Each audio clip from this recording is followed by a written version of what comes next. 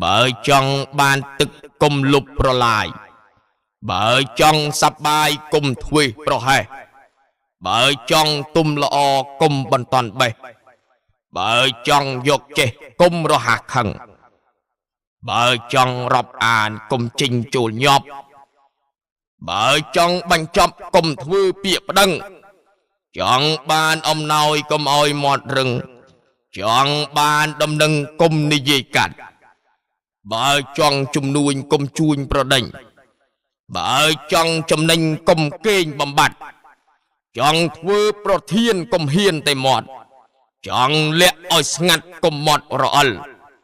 បើចង់បានល្អកុំភ្លេចបុណ្យទានបើចង់បានមានកុំភ្លេចទានសិល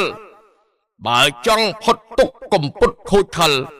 បើចង់ចប់សិលកុំភ្លេចសង្រួមអ្នក